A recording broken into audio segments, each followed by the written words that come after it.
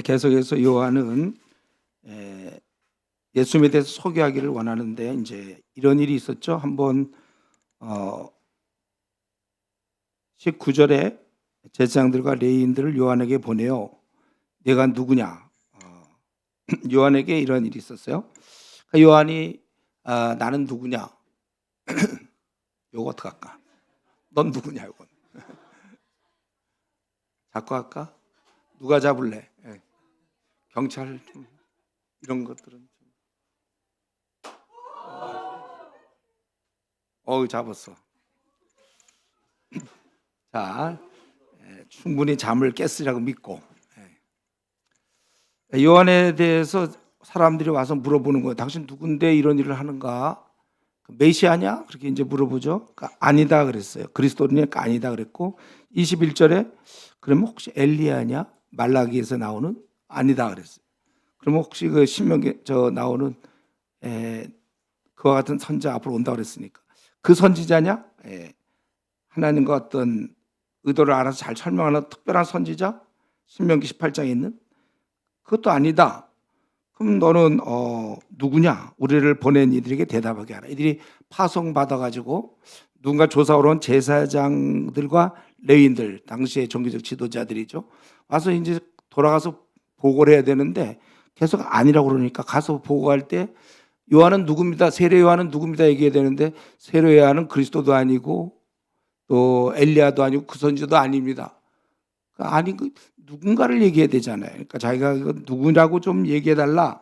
23절에 나는 바로 주의 길을 곱게 하는 앞으로 나타나실 주의를 위하여 그 길을 곱게 하는 광야에서 외치는 자의 소리다. 아마 이들은 전혀 이런 얘기 굉장히 어쩌면 신선할 수도 있었고 뜻밖의 없고 어이없었을 거예요. 그 소리, 자기가 소리라고? 자기를 소개하라고 그러는데 그때 많은 사람들이 위대한 선지자가 나타났다고 막 와서 회개하고 자복하고 막 그런 일이 벌어졌는데 자기를 소개하려니까 나는 그 길을 곱게 하려고 하는 나는 소리다. 그러니까 아무것도 아니잖아요. 그러니까 그러면 너 무슨 권리로 네가 세례를 주냐? 소리가 세례 주냐? 무슨 그리스도도 아니요 엘리야도 아니요 선지자도 아니면 어찌 세례를 베푸느냐? 선지자가 한다든가 그리스도가 하는 건 좀 그 선지자 되지만 네가 뭔데 그런 걸 하느냐 이렇게 물어보고 있는 거예요. 사실 이 세례를 물어볼 수밖에 없는 거는 지금 이 바리새인과 사두개인 제사장들에 의해서 지금 유대 민족이 잘 그들이 볼 때는 잘 따르고 있는데 갑자기 어떤 낯선 사람이 나타나서 다 세례를 안 받으면 안 된다고 막 그러거든요. 상당한 도전이에요, 이거는. 그러니까 왜 네가 세례를 베푸느냐? 그때 26, 27, 28절에 그가 얘기하기를 바로 내 뒤에 오실 분을 위해서 자기가 준비하는 것이고 그분은 누구냐면 이 27절에 내 뒤에 오시는 근데 나는 그의 신발끈을 풀기도 이건 이제 종들이 하는 일이에요. 종들이 한 일도 나는 할 수가 없다. 이 일은 요단이 세례 베풀던 곳 요단강 건너편 베다니 나중에 마르다 막달라 또 나사로가 살던 예루살렘 가까운 곳의 베다니아는 다른 그런 곳에 일어난 일이다. 곧 이어서 계속해서 이튿날이 됐는데 예수님께서 요한에게 나갔다는 거예요. 29절부터 보니까 34절까지 바로 이제 그 메시아를 얘기하고 있어요. 그래서 나옴을 보고 29절에 보라 세상짐을 지고 가는 하나님의 어린 양이로다. 이 하나님의 어린 양은 아마 그 당시 이사야 53장을 다 생각하고 있을 거예요. 정말 그 도살한 거기 장에 끌려가는 양처럼 그렇게 된다고 그랬잖아요. 근데 여기 보면 그분을 소개할 때 세상 죄를 지고 가는 이게 예수님의 가장 중요한 일이었거든요. 이게 축복이잖아요. 죄를 제거하는 거. 제가 어제가 뭐야? 어제가 금요일.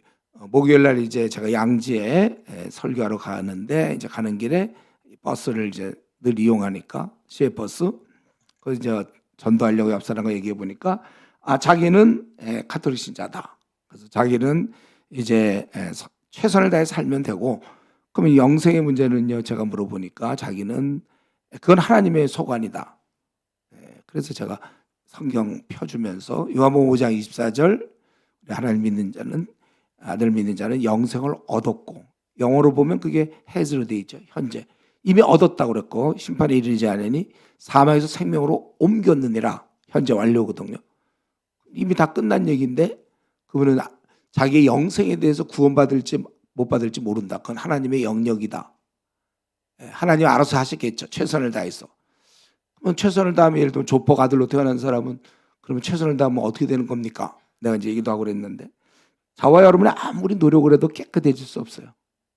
우리 안에 행동은 좀 괜찮을 수 있지만 마음이 문제잖아요. 마음, 속생각, 드러나지 아니한 것. 여기 드러나면은 감옥에 가는 거고, 이게 드러나지 않으면 있는 거고. 그래서 우리 무디가 그런 얘기했나? 이 땅에 있는 사람은 감옥 안에 있는 죄인과 감옥 밖에 있는 죄인 둘로 나눠진다. 굉장한 통찰 얘기예요.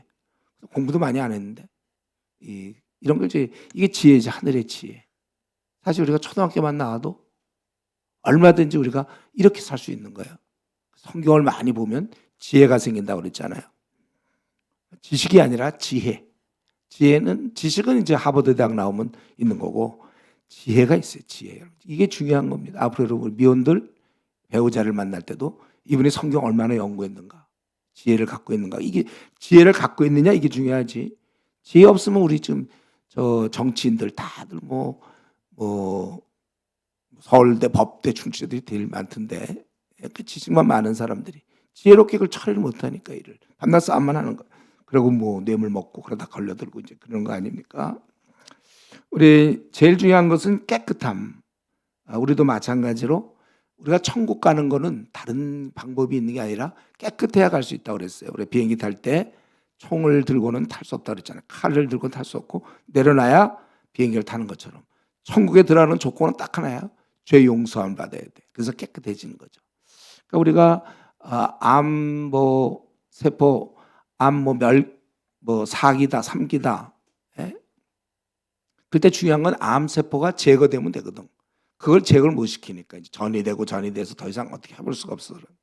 암 세포가 죽으면 우리가 사는 것처럼 저 여러분에게는 죄가 있어요. 이거는 제거할 수 있는 방법이 제가 아무리 노력을 하고 돌을 쌓아도 이거는 죄가 없어지지 않거든. 우리 본래 자체 우리 죄성을 갖고 태어나기 때문에 시편에 있는 것처럼 태어나면서부터 곁길, 제가 늘 쓰는 것처럼 꽃게는 옆으로 걷는다. 똑바로 못 걷고. 우리 인생은 다 불완전하기 때문에 아무리 노력해도 안 되는데 뭐 최선을 다하면 되는 거 아닙니까? 그게 어디 써 있냐고, 성경에. 본인들이 그냥 그렇게 믿어버리는 거죠. 그래서 암세포를 제거해야 우리가 암에서 해결된다는 건 너무 당연한 거 아니에요? 죄를 해결해야 되는데 바로 예수님께서 그냥 우리 보고 훌륭한 도덕적인 삶을 보여주는 게 아니라 죄를 제거하기 위해서, 그래서 세상 죄를 다 자기가 짊어지고 십자가에서 이제 죽으신 거죠. 더 나아가기 전에 여러분들은 자기 죄 문제는 좀 확실해요? 확실히 용서받은 거 맞죠, 여러분? 확실히 용서받고 오늘 생활 맞춰도 천국 가는 거 다 확실합니까? 이거 몰라요 이러면 안 돼. 특수교육 이거 다루고 이 문제가 오늘 정리 안 됐다면 저랑 특수교육을 받아야 돼. 죄 문제가 정리하는 우리가 뭐예요? 이러다가 만약에 내일 가다가 만약에 차에 치여든지 어떻게 죽으면 어떡할 거예요? 영영한 이런 거 갖고 모험하면 안 돼요. 모험은 다른 거 갖고 하시고, 이런 자기의 영생에 달려있는 문제를 가지고 모험하면 안 되는 거예요. 죄 문제는 아주 깨끗이 회개하고 하나님 앞에 용서함 받고 그래야 되는 것입니다. 그리고 그분은 세상 재물을 즐거워하는 분이며 30절 그분이 나보다 먼저 계셨다. 그분이 우월하신 분이고 바로 태초에 계신 하늘 아버지 성자 하나님인 것을 얘기하고 있는 거죠. 그래서 나도 그를 알지 못했는데 내가 와서 물로 세례를 베푸는 것을 그를 이스라엘에 나타내야 함이라 하고, 또 요한이 또 증언하여 내가 봄에 성령이 비둘기같이 하늘로부터 내려와서 그의 위에 머물렀더라. 나도 그를 알지 못했어. 나도 사실은. 근데 나를 보내 물로 세례를 베풀라 하신 하나님의 명하심인데, 그이가 나에게 말씀하실 때 성령이 내려 누구든 머무는 걸 보든 그가 곧 성령으로 세례를, 지금 물로 세례를 줘도 되는데 왜 또 성령 세례가 필요합니까? 물 세례라는 것은 외면적으로 우리가 깨끗게 하는 징표죠. 예. 오늘날 우리 로마서에 있는 것처럼 주님과 연합, 여러분들이 세례를 받으셔야 돼요.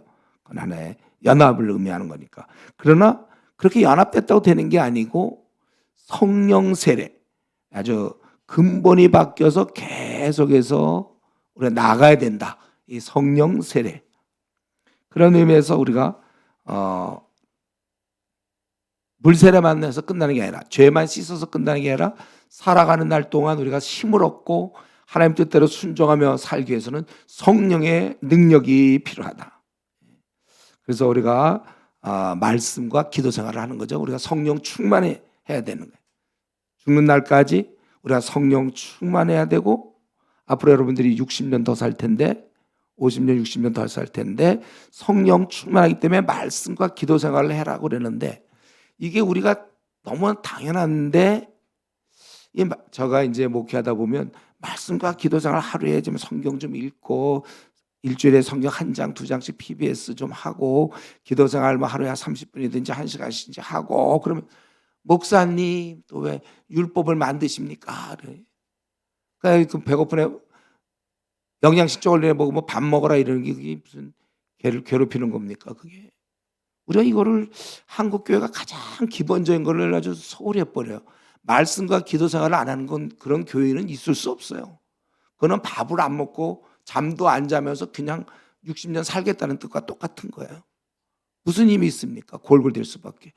저와 여러분은 원래 근본 태생이 죄인으로 태어났기 때문에, 불완전하기 때문에 날마다 하나님 말씀과 기도로서 힘입어서 우리가 성령 충만해야 정상적인 기독교인의 모습이 나오는 것이지, 자기가 그런 것도 안 하고 말씀도 대충 보고 기도 생활도 제대로 안 하면서 어떻게 신앙생활 하려고 하는지, 그것 자체는 정말 굉장한 배짱이고 어리석음이죠. 어리석음이 아주 끝판왕이에요. 그거는 기도 생활 엉터리로 대충 아침에 잠깐 자기 전에 잠깐 성경도 조금 읽거나 말거나, 그리고 주일 예배는 물론 드리지만 헌금도 생활할지 모르지만, 그거는 자기 스스로 그러니까 고3 때 공부 한 10분 하는 거 10분. 남들은 몇 시간씩 하는데 혼자 10분 해놓고 성적 오르기를 기대하는 거나 똑같이. 그러니까 정상적인 신앙생활은 포기하세요. 그런 사람. 내가 말씀과 기도 생활을 포기했다면 동시에 내가 정상적인 성도로서 힘 있는 삶, 초대교인들의 삶은 포기해야지. 요건 포기하고 요건 붙잡으려고. 그러니까 공부를 안 하면서 성적은 내가 등산에 들어보려는, 한 대 맞아야죠. 그런 경우는 엄마한테. 공부 되게 안 하고서 무슨 네가 3등 안에 들려고 그러느냐. 똑같아요. 지금 우리가 한국 교인들 왜 이렇게 힘이 없습니까? 만나보면 대부분 저는 신앙생활 잘 못하는데요, 미지근한데요. 그렇죠. 말씀 기도 생활 안 하면서도 뜨거우면 그것도 이상한 거라고 제가 누누이 얘기했죠. 예. 저는 이상하게 말씀도 안 보고 기도 생활 안 하는데도 막 뜨거워요. 이단 빠지기 딱 좋은 거예요. 이 로마서 10장 2절이죠. 유대인들, 저들에게 하나님을 향한 열심은 있으나 올바른 지식을 쫓은 게 아니라 자기 혼자 열심 낸 거예요. 우리는 말씀에 따라 열심히 생겨야 돼요. 성경도 안 보면서 열심 내는 사람 피해야 돼. 우리는 그런 사람이 제일 무서워. 어디로 갈지 몰라. 말씀이 차여서 깨달으면서 나오는 삶. 이게 좀 처음에 여기 좀 시간이 걸리는 거죠. 그래서 그분은 단지 나는 죄 씻는 그런 세례지만, 그분은 성령으로 세례를 베푼다. 이게 중요한 거고, 그래서 종합적으로 34절, 그분은 하나님의 아들이심을 증언하였느니라. 그렇게 자기가 했다는 거예요. 우리는 여기서 이제 더 나가기 전에 요한의 모습을 잠시 살펴볼 수 있는데, 한 두 가지 볼 수 있겠어요. 요한의 경우는 이런 사람이에요. 분명히 자기가 할 일이 뭔지를 알고 살았던 사람. 자기가 뭐를 해야 이 땅에서 살다가 죽어야 될지를 알고 그렇게 사는 사람은 행복한 사람입니다. 그가 복된 자예요. 자기가 무슨 일을 해야 될지를 알아야 어떻게 되죠? 그래서 삶 자체가 흥미진진. 제가 늘 좋아하는 말이죠. 흥미진진하게 살아야지. 에휴, 뭐 오늘도 그렇고 내일도 그렇고 뭐 자기 앞날 생각해봐야 뭐 별것도 없고, 어떤 사람 더 힘들면 이제 이생망, 이번 생 망했다. 이게 자기가 지금 왜 이 땅에 하나님이 보내줬는지를 아직도 몰라서 모태신앙이면 20년 동안 그 정도는 깨달았어야 되는데 하나도 안 깨닫고 대학 들어와서 이제 껍데기는 대학생인데 사회적으로는 좀 성인인데 영적으로는 아주 갓난아기, 그러니까 분간이 안 되니까 그냥 이것 저것 그냥 아무나 막 연애해버리고 막 그냥 애들 친구 따라 움직이고 게임에 중독되고 막 그러는 거예요. 우리는 그렇게 하면 안 됩니다. 저와 여러분은 빠른 시간 내에, 아직 몰랐다면 빠른 시간 내에 하나님 날 왜 이 땅에 보내셨는가, 그걸 발견해야 돼. 이거 발견하기 전까지 이제 헤매는 거예요. 그 다메섹 이전, 바울 사도가 다메섹 이전의 삶은 그건 헛된 삶이에요. 아무리 열심을 낼수록 그건 허황된 삶이고, 바뀌어서 다메섹 이후 때부터 본격적으로 매를 맞고 감옥에 갈지언정 그게 진짜예요. 진짜입니까 여러분들? 지금쯤 어떻게 돼 있어요? 지금 진짜 삶을 살고 있어요? 아직도 자기 왜 이 땅에 태어난지 아직도 모르고 있어요? 뭘 하다가 죽을지 아직 이게 안 나와요? 이것을 발견해서 여기에 따라 살기 전까지는 아무리 바쁘게 살고 뭐 돈을 많이 벌어봤자 또 재미있게 살아봤자 한마디로 그냥 우리 그냥 무의미하다, 전적으로 공허한, 쓸모가 없는, 우리 에베소서에서 얘기한 것처럼 전적으로 쓸모없는 삶을 열심히 그동안 산 거예요. 괜히 돈이나 번 거예요. 괜히 사회에서 인정이나 받은 거예요. 괜히. 그거 지금 인정받으려면 세례요한이 여기서 광야에서 이러고 있으면 됩니까? 궁정에 가든지 어디 다른 짓을 했어요. 돈을 모으든지. 그러니까 달리기를 하는데 결승점이 어딘지를 모르고 뛰는 사람들. 왜 사는지를 몰라. 인생이 이런 거겠지. 여러분, 저와 여러분들은 하늘로부터의 음성을 들어야 돼요. 말씀을 통해서 깨달음이 생겨서 이렇게 살다 죽어야 되겠구나. 굳이 저를 얘기한다면 저는 26살 때죠. 22살 때 이제 이런 식의 깨우침을 받아서부터 준비돼서 26살 때 확실했어요. 저는 이렇게 살다 죽겠다. 아직 이제 26살이 아직 안 된 분들은 조금 소망이 있죠. 좀 더 알아볼. 근데 이 사실은 저는 22살 때부터 이미 방향은 대충 정해지긴 했어요. 근데 이제 그때 딱 지금 제가 이런 얘기 왜 하죠? 빨리들 하라 이거. 지금 저 목사님 저 신입생 1학년인데 알았어. 벌써 1학년이 벌써 꽤 됐네. 벌써 5월이잖아요. 3, 4, 5. 아직도 못 깨달았어요? 더 노력해서 빨리 이번 여름방학 전까지 다 깨닫도록 해야 그래야 7학기 건질 거 아닙니까? 그냥 그렇지 않으면 그냥 스펙 쌓다가 졸업하면 어떡해? 뭘 하지? 빨리 이번 여름방학 때까지만 정리가 되면 그래도 한 7학기 방학 때 잘 쓸 수 있고 군대도 가서도 잘 쓸 수 있고 방향을 빨리 적어야 돼요. 우리 칼빈 같은 세계적인 칼빈 선생은 26살 때인가 기독교 강요를 쓰지 않았습니까? 벌써 방향이 확 정해져서 빨리 할수록 좋은 것이지. 아유 저 신입생이고 뭐 그러면 안 돼요. 군대 나가겠습니다. 저 1학년인데. 왜 가요 군대는? 무슨 목적으로? 국가에 대한 충성입니까? 그런 게 분명히 해야지. 저는 군대 갈 때 국가에 충성하러 갔어요. 저는. 내가 우리 형제자매들 편히 쉬도록 우리 노래 그런 거 있어. 군가에 보면 다들 잘 주무시도록 나는 군사에 가. 난 정말 군인이 기뻤어. 저는 군대 가는 거. 내가 가서 충성하고 와야 되겠다. 나는 이 땅에 태어난 이상 내가 충성하겠다. 그리고 시간을 아껴 써서, 왜냐하면 이미 나의 갈 길이 준비됐으니까 남는 시간 이용해서 막 공부하고. 이게 왜 공부를 안 하는가? 방향이 안 정해지니까. 방향 정해지면 지금 제가 막 옆에서 막 얘기하잖아요. 여러분 지금 뭘 해야 되느냐? 뻔해. 지금 영어 공부해야 되는 거랑 중국어 해야 된다니까 이 시대에. 그래서 성경 66권 중에 대학 졸업하기 전까지 빨리 한 20권이라도 내 눈으로 연구한 성경이라서 깊은 깨달음. 모태신앙들이 한 권도 연구를 안 했다니까요. 내 경험. 성경을 빵권 연구하고 신앙생활 하려니까 될 수가 있습니까? 초등학교 1학년 6학년까지 수학 하나도 안 해놓고서 미적분 하려면 됩니까? 쭉 쌓아야 돼. 실력을. 왕도가 없어요. 주님 섬기는 데 있어서. 적당히 하는 거 없습니다. 오직 그리스도를 아는, 그리스도의 은혜와 그를 아는 지식에서 자라가라. 성경을 누가 많이 연구했느냐가 그의 신앙 성숙을 담보할 수 있는 거예요. 이런 얘기는 하도 많이 했으니까 이제 뭐 다 알고 있는 거죠. 여러분들. 여러분도 설교하겠죠, 나처럼. 어디 가서 설교하면 이거 설교하면 돼. 여러분 성경을 합시다. 너무 당연하니까 아무도 이대로 하지 않아. 너무 당연해서. 제가 하는 얘기는 늘 그게 똑같아요. 시험 잘 보기 원합니까? 공부 좀 하세요. 요 얘기예요 지금. 한국교회의 성도들은 성경을 왜 이렇게 안 보는지 몰라. 들고는 다녀요. 요즘에 들고 다니는 것도 이제 안 들고 다니려고 그래. 휴대폰으로 그냥 끝내는 사람도 많은데. 우리는 요한에 대해서 좀 생각할 수 있는 건 두 번째로 요한은 그 주님을 알리려고 하는 그런 아주 노력을 했죠. 그리고 자신은 뭐 관계없어. 어떻게 살든지 관계없어. 예수님만 존귀되면 돼요. 자기는 그냥 소리로 좋게. 바울도 이런 얘기 한 적이 있는데 살든지 죽든지 우리 죽음을 굉장히 대단하게 생각하는데 뭐 내 몸에서 그리스도가 존귀되게 하려 합니다. 빌립보서에서 그렇게 얘기했죠. 여러분 우리도 이걸 배워야 됩니다. 내 자신의 그 성향, 까탈스로 그 기질, 좋아하는 거, 싫어하는 거 땅에 묻으세요 다. 그런 거 다 필요 없어요. 내가 주님 만난 이후에 나는 만물의 찌꺼기일 뿐이다. 바울 사도가 여러 사람에게 여러 모양이 될 수 있었던 건 자기가 없기 때문에 가능해요. 자기가 살아있으면서 여러 사람이 여러 모양 될 수 없어요. 자기가 완전히 죽어야 돼요. 오직 주님만을 위해서 기꺼이 나는 뭐 소림대 되고 찌꺼기, 만물의 찌꺼기가 되었다고 그랬잖아요.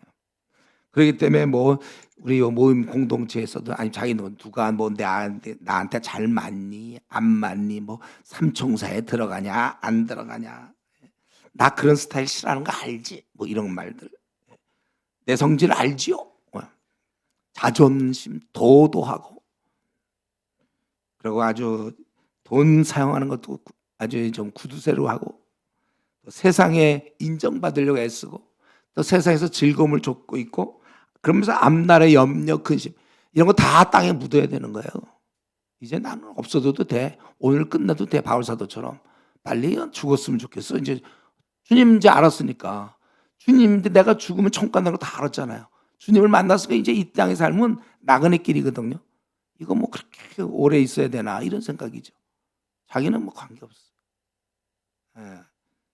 지금 이 요한의 자세가 그거죠. 나는 다 필요 없어. 나는 다 없어졌어요.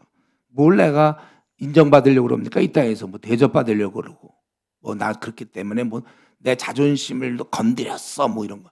자존심이 어디 있어 우리가 다.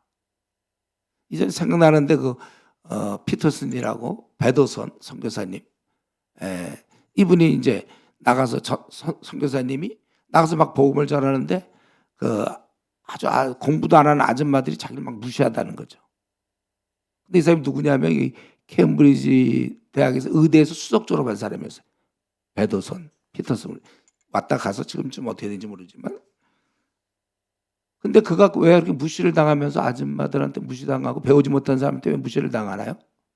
주님 때문에. 자기의 뭐 학벌, 현재의 지 이게 뭐냐 이거 아무것도 아니라 그런 것들은. 그거 좀 잘난 것 좀 내려놓으세요. 뭐가 우리가 있다고 그럽니까?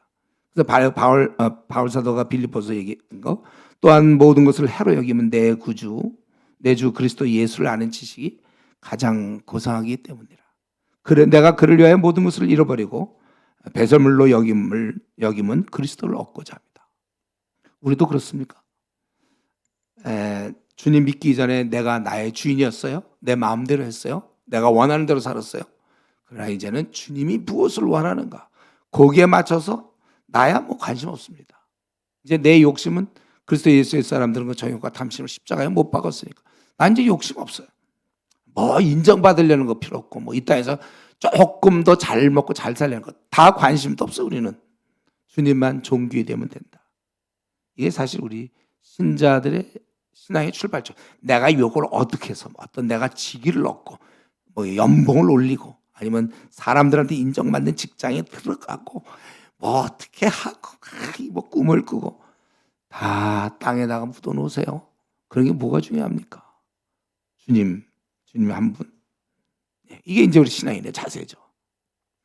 이렇게 되었다면 감사하고 아직도 그걸 내려놓지 못하고 있다면 우리가 기도하면서 주여 내가 이 쓸데없는 거 생애 자랑이라고 했잖아요. 이 땅에 보이는 모든 게 결국은 그 쓸데없는 생애 자랑 사람들이 알아주는 거 인정받는 거 명문대 아니면 내가 변호사예요? 뭐 이런 거. 국회의원입니다. 국회의원 지나다니신다. 그게 뭐냐고 그런 게. 그리스도와 비교하면 너무나 초라해. 예. 모든 것이 배설물 같아. 이 말이 배설물이지 우리말로 더 쉬운 말이 뭐죠? 한 글자. 예. 알죠 여러분? 똥. 똥으로 여긴다는 거. 국회의원 배지를 좀 붙이고 뭐 이런 상태에서 복음을 전하면 더 좋을지 모르니까 고지론에 빠져가지고 내가 그래서 변호사가 되고 내가 뭐 국회의원이 되면 더 효과적이지 않을까. 소용없어요. 신앙이 없는 사람이 자리에 올라가면 뭐합니까? 그리고 본인에게 큰 마이너스죠. 교만이 들어오면 그거는 망하는 거다. 교만은 패망의 선봉이다 그랬잖아요.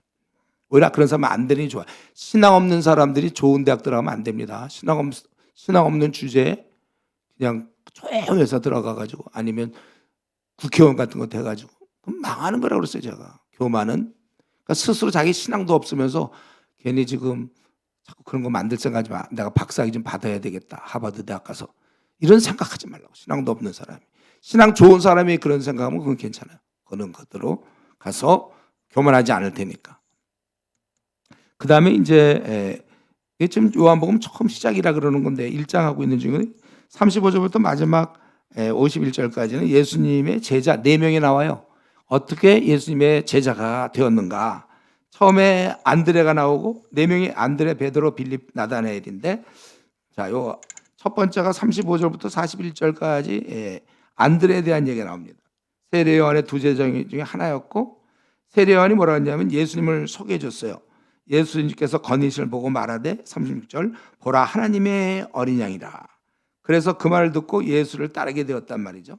그걸 아마 세례 요한이 원했는지 몰라야지 얼마 후에 이제 세례 요한은 죽어야 될 것이고 그래서 예수님께서 따라가서 무엇을 구하느냐 따라가니까 예수님 물어보니까 어디 계시옵니까? 이렇게 물어봤어요. 왜냐하면 더 많은 어떤 대화를 하고 좀 길거리에서 있으니까 뭔가 관심이 있으니까. 그러니까 예수님께서 39절 와서 보라. 이거는 그들을 받아주는 거예요. 그들이 뭔가를 좀 알기를 원하고 막 이러니까 그러면 와서 보라 이렇게 찾는 자에게 거절하지 않는 그런 모습이죠. 그러니까 지금 이 안드레가 예수님의 제자가 된 거는 안드레가 쫓아가서 된 거예요. 안드레가 쫓아가서. 그래서 때가 10시쯤 되었다. 이 말은 사건의 어떤 진실성을 얘기하는 것이죠. 10시라는 것은 로마 시간으로 적은 것 같은데 이 로마와 유대 시간은 6시간 차이가 나요. 로마 시간은 10시면 유대인들 시간으로는 오후 4시인데 정확히 어느 때인지 모르겠어요. 그래서 그렇게 되었고 그래서 자기 형제를 만나게 되지 안드레가. 그래서 두 번째 41절 보니까 자기 형제 시몬을 찾아 만나되 우리가 메시아를 만났다. 메시아는 번역하면 그리스도. 바로 구약으로부터 내려오는 그 그리스도. 원래 그 메시아의 뜻은 그리스도의 뜻은 뭐예요? 그러니까 히브리어로는 메시아, 헬라어로는 이제 그리스도인데 기름 부음 받은 자라는 거죠. 그 당시 왕과 제사장과 선지자 세 명의 경우로 바로 그런 분을 만났다. 그래서 데리고 예수께로 왔다는 거죠. 42절. 그래서 예수님께서 보시고 이르시되 네가 요한의 아들 시몬이니 장차 게바라 하리라 하신다. 게바는 베드로 또는 반석 이런 거죠. 내가 요한의 아들 시몬이니 우리 주님께서는 그의 아버지를 알고 이름을 다 알고 있겠죠. 전제하신 분이니까. 그러니까 요한의 아들이라는 얘기는 뭐 별로 훌륭한 사람이 아니에요. 그죠? 그냥 요한의 아들. 누군지 모르겠어요. 하여튼 유명하지도 않지만 그래서 베드로가 나오는 거예요. 우리는 늘 얘기하지만 이 안드레의 소개로 베드로 이건 늘 강조하지 않습니까, 여러분들? 어릴 때부터 설교 들을 때 그러지 않아요? 안드레는 그다음에 사도행전에 쭉 보면 뭐 안드레 이름 별로 안 나타나. 베드로가 나타나죠. 그래서 우리가 참 생각할 수 있는 것은 좋은 교훈이죠. 나는 비록 훌륭할 큰 인물이 못 될지라도 어쩌면 내가 주님께 이끈 그가 큰 인물이 될 수도 있다. 이런 생각을 항상 해야죠. 그래서 여러분들이 우리 전도하러 나갔을 때 어쩌면 내가 지금까지 삶과 나의 이런 한계 때문에 나는 주님이 쓰기에 그저 한 군대로 따진다면 그저 한 소위 중위쯤 될지 모르는데 어쩌면 내가 그래서 만난 그가 바뀌어서 나중에 대령 무슨 사단장으로 사용될지도 모른다. 이런 생각으로 우리가 전도를 나가는 거예요. 여러분 자신의 그 부족함에 대해서 이걸로만 끝내면 안 돼. 나는 너무 부족하다. 나는 주님이 나를 사용하실까 너무 부족하다. 이렇게 물론 생각하면 안 되지만 정말 부족하다면 좀 다른 사람을 그러면 쓰게 하세요. 우리는 늘 그런 마음을 갖고 있어야 돼요. 이런 소망을 사람을 만날 때마다 주님을 소개할 때마다 이 사람이 어쩌면 큰 인물이 될 수도 있겠다. 우리 이전에 지금 아주 좀 유명한 분 중 한 분인 선교사님이 있는데 그 선교사님을 그때 춘천행 기차에서 누가 옆에서 전도를 했어요. 예, 전도를 했는데 이 사람이 카톨릭에 있다가 그 전도를 받고 그리스도인이 되고 나서 아주 굉장히 유명한 선교사가 된 분이 있어요. 제가 아는 분인데 그 소개해줘서 이 사람이 굉장히 유명한 사람입니다. 뭐 저도 좀 그런 경우가 좀 있는데 제가 했더니 그 사람이 아주 큰 인물 뭐 이런 식으로 된 적도 있는데 어쨌든 우리가 이런 안드레의 이런 자세, 자기의 너무 한심함만 밤낮 고집고 있지 말고 한심한 자도 할 일이 있다. 뭐라고요? 다른 좀 덜 한심한 자를 주님의 일꾼으로 만들 수 있다는 거죠. 위대한 인물도 만들 수 있어요. 지금까지 삶이 엉망이었습니까? 알았어요. 딴 사람이나 잘 잡으세요. 그 사람을 좀 해서 나중에 묻혀갖고 유명한 사람이 되는 거예요. 안드레는 제가 볼 때 늘 그걸로 유명한 것 같아요. 시몬 잘 소개해가지고 베드로 처음엔 또 베드로도 헤맸지만 어쨌든 근데 여기서 볼 때 안드레가 자기 형제 시몬 그러니까 그 안드레는 주님과의 시간을 가진 거잖아요. 그러고 나서 그들과 거의 39절에 보니까 그날 함께 거했다고 그랬잖아요. 그러니까 그걸 통해서 자기가 그리스도 정말 메시아 아주 훌륭한 분을 만났고 메시아를 만났기 때문에 그래서 자기가 가만히 있지 못하고 이 은혜를 경험해서 자기에게 사랑하는 사람 또 자기가 아는 사람에게 전해줬다는 것이죠. 우리는 이런 면에서 마찬가지예요. 은혜를 경험한 자는 사실은 가만히 있지 못하는 거예요. 하다못해 맛집을 가서도 뭐 맛있게 먹으면 야 거기 맛있는 데 하나 있어 막 이렇게 소개하잖아요. 우리 여행 다닐 때 보면 가만히 있는 자 나는 절대 전도 못하고 나는 못합니다. 그리고 어떤 사람은 그런 생각도 안 하고 아예 뭐 나만 잘 믿으면 됐지 왜 남을 괜히 부담을 주느냐 뭐 이런 사람. 그거 남에게 내가 좀 복음을 전하면 그 사람에게 부담을 준다고 생각한다면 그건 아직까지도 본인이 주님의 풍성한 은혜를 경험하지 못했기 때문에 본인이 자기가 좋은지 모르는데 누구한테 소개합니까? 자기가 좋아야 소개를 하죠. 그러니까 자기가 지금 교회를 오래 다녔어도 정말 자기가 예수님이 이렇게 별로 좋지가 않아.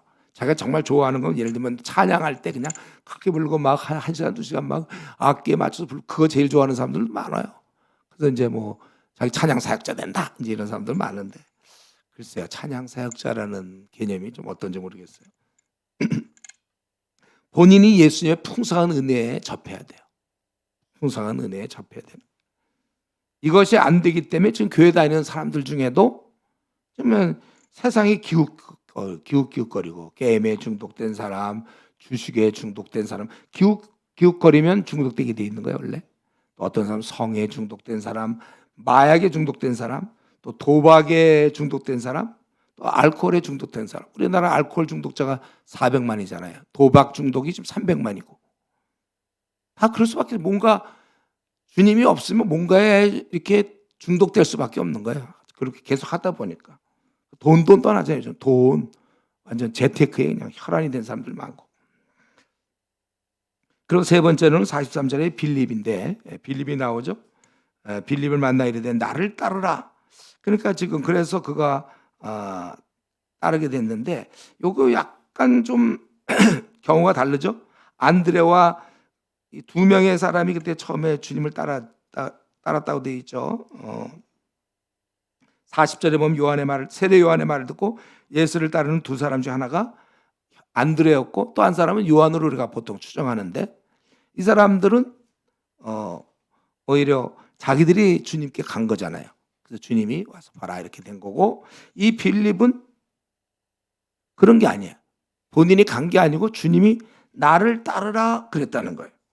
우리는 여기서 한 가지, 제자들 중에는 본인들이 원해서 쫓아간 사람이 있는 반면에 주님이 그냥 부른 사람이 있다는 거예요.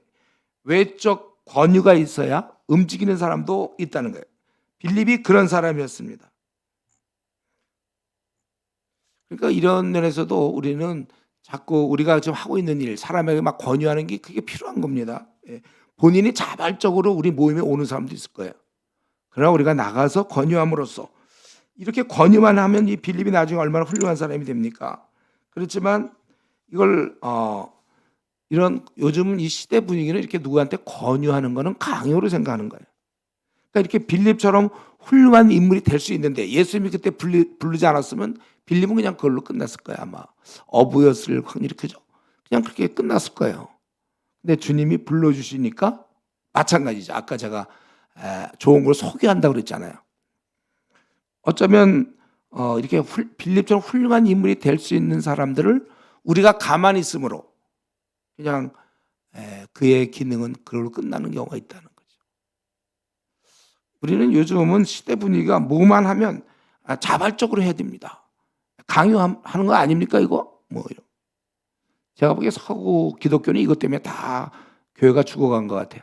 제가 영국에 있을 때도 보면 그냥 뭐 좀 전도 좀 하라 그러면 그냥 그들의 프라이버시, 그들을 뭔가 좀 약간 괴롭히는 게 아닌가. 아니 물에 빠진 사람 뭐 건져내는 게 그게 뭘 밧줄 잡아라 막 이러는 게 그게 그의 프라이버시를 침해하는 겁니까? 지금 다 가만 놔두면 지옥 갈 사람들을 하는데. 바울은 우리에게 이렇게 하라고 그랬어요. 바울도 그렇게 했잖아요. 아비가 자녀에게 하듯 권면하고 위로하고 경계, 야단도 치고 그랬다는 거예요.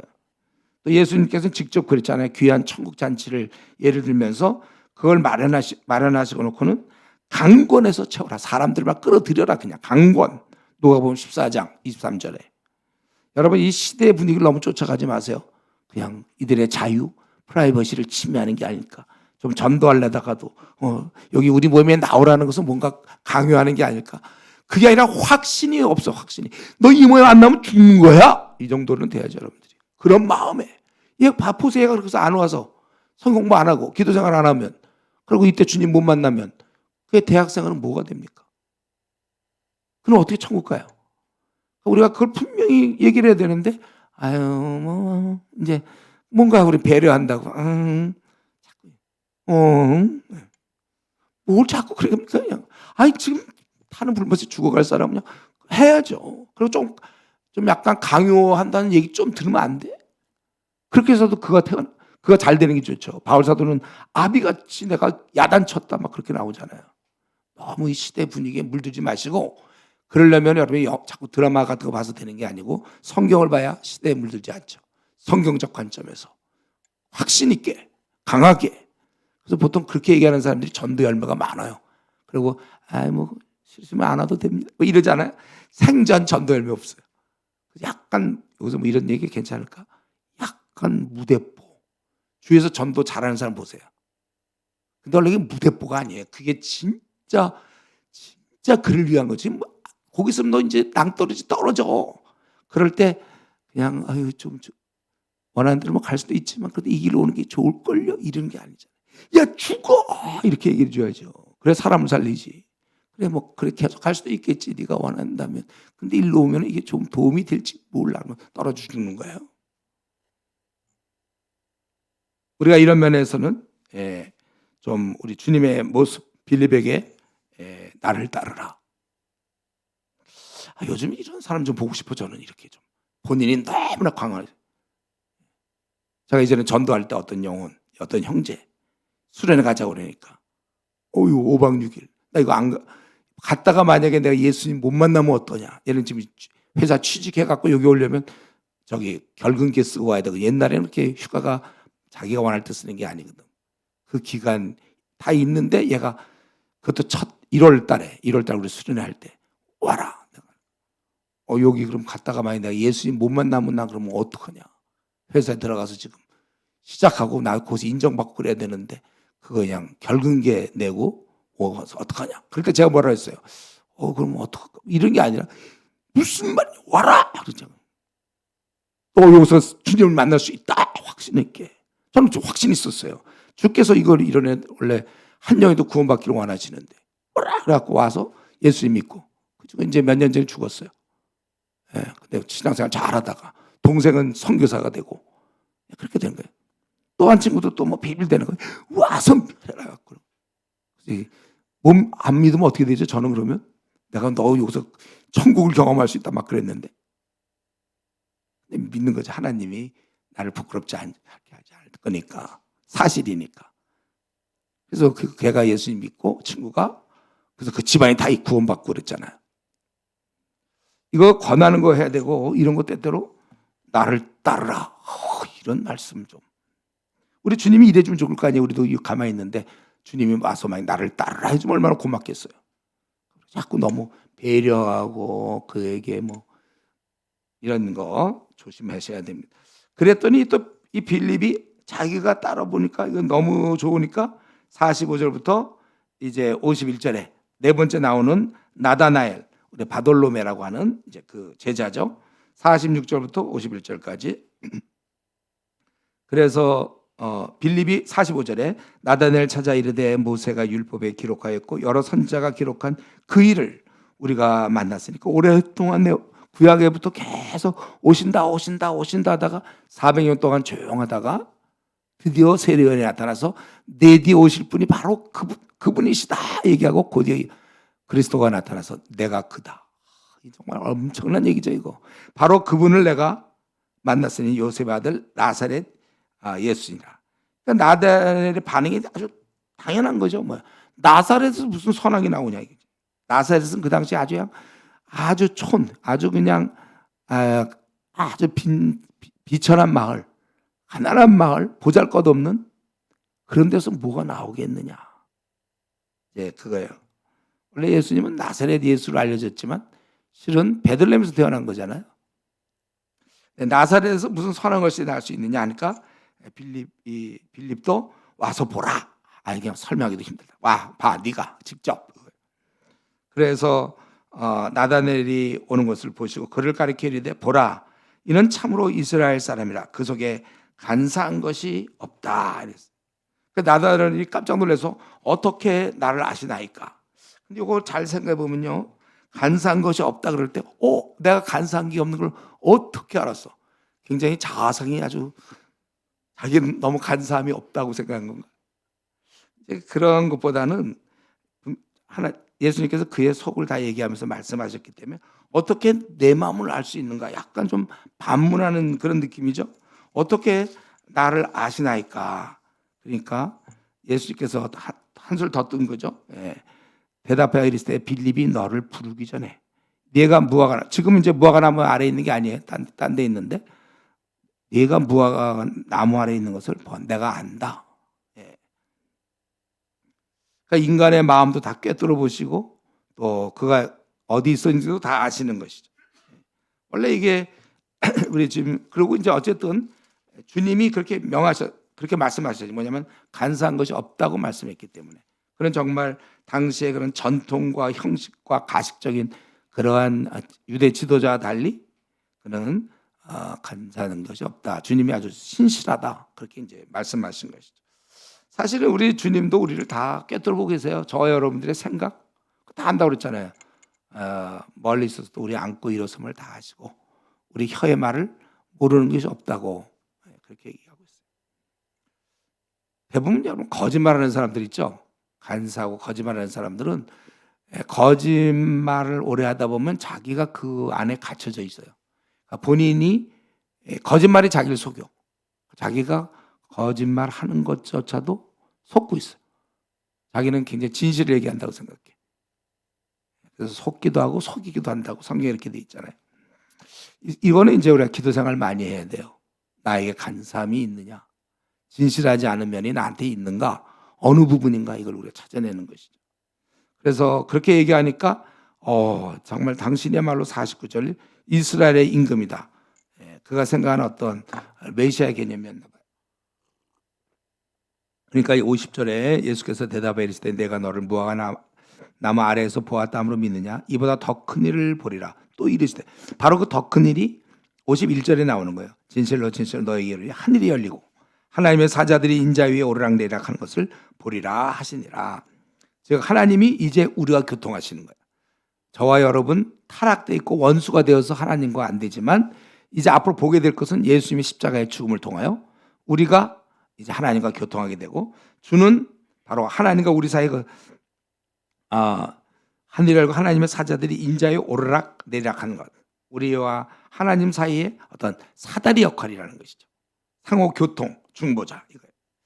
다시 한번 여러분 우리가 알아야 될 것은, 제일 중요한 것은, 우리에게 있어서 제일 인간에게 가장 중요한 것은 이 끊겼던 하늘 아버지의 관계가 회복되는 것입니다. 이게 결국 굉장히 축복이에요. 이 관계가 끊겼다가 회복되는 게 굉장한 교제라는 거예요. 이게 귀한 것입니다. 그러니까 죄 용서를 우리가 받았기 때문에 가능한 거예요. 이 교제가 너무나 우리가 사모하지만 우리의 더러운 몸을 갖고 교제를 나눌 수가 없습니다.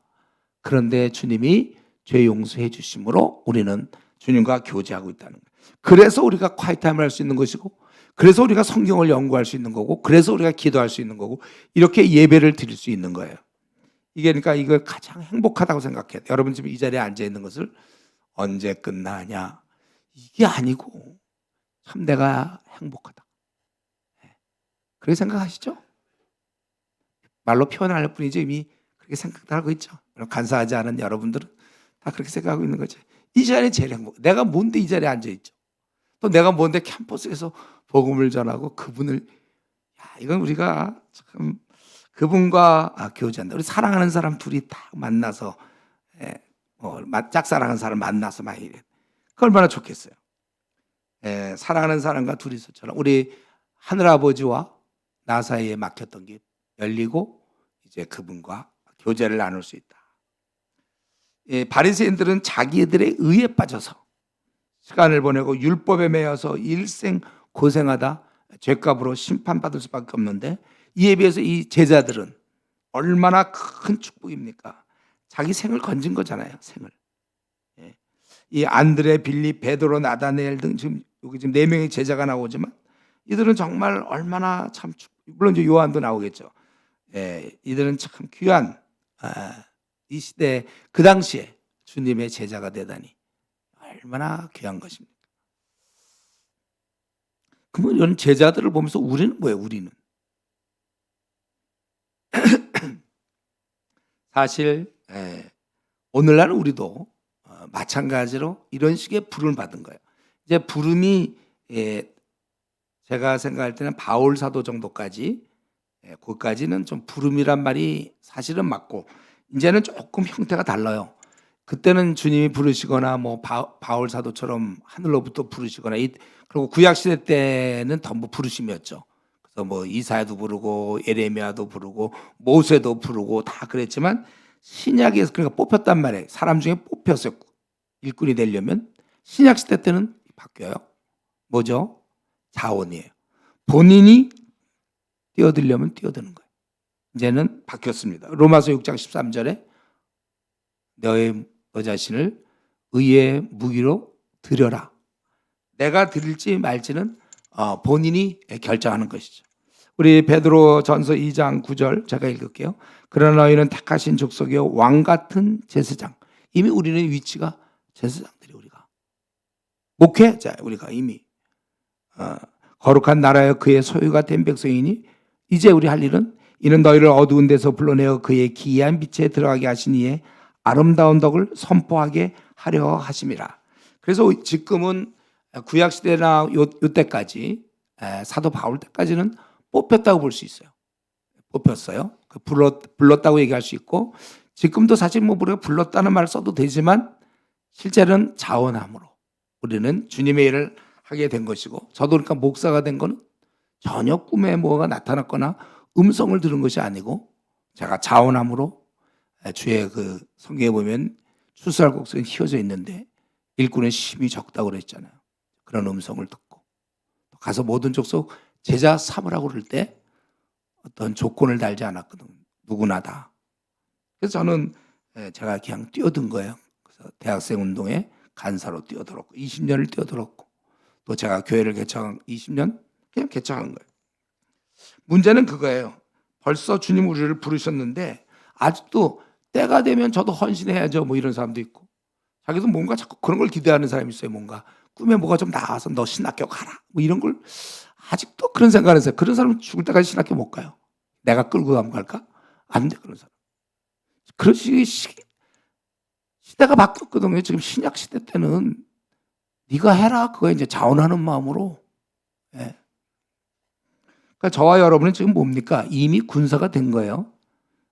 사관학교 졸업했어요. 우리는 지금 이미 장교가 돼서 전방에 지금 소대장으로 배치받은 사람들입니다. 저와 여러분은. 근데 아직도 자신이 군인이 될까 말까 이걸 생각하고 있으면 어떡해.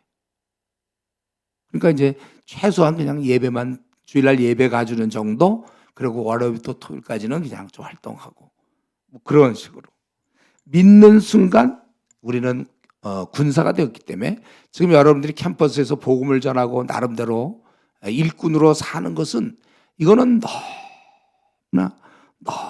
너무나 당연한 거고. 근데 대부분 100명이면 95명 이상 그렇게 안 하니까 우리가 뭔가 지금 안 해도 되는 걸 하는 걸로 생각하지만, 그게 아니라 우리가 바울사도 얘기한 것처럼 빚진 자고 마땅히 이 일을 해야 되는 거예요. 우리가. 목사님 뭐 제가 이렇게 할지 말지 좀 생각해 보겠습니다. 그게 이미 벌써 장교인데 지금 전방에 소대장으로 나갔는데 내가 뭐 군복무를 내가 좀 잘해야 될지 뭐 생각해 보겠다 그러면 어떻게 해. 이미 군인인데. 당연히 하는 거예요, 이거는. 그래서 그러나 우리는 지금 여기 부름받은 요한이라든가 안드레, 시몬, 빌립, 나다나엘, 우리가 만약 그때 태어났다면 이런 사람이 되기를 원하잖아요. 이렇게 주님이 부름받은 사람. 근데 고맙게도 지금은 이 땅에 계시지 않죠. 주님은. 이제는 우리가, 그분은 문을 열었어요.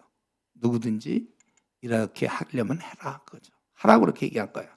그렇기 때문에 말씀 마치겠는데, 여러분, 우리는 이제는 그만 자신의 그 세계, 이것 되고 이거 좀 되면 좋겠고, 이거 안 되고 불만이고 불평 불만 또 뭐 이런 여러 가지 그냥 뭔가 자꾸 더 이 땅에서 가지려고 하는 거, 더 가지려 했던 지난 날들, 뭐 그 천장이 있죠. 이제 그만 자신의 세계에서 나오세요.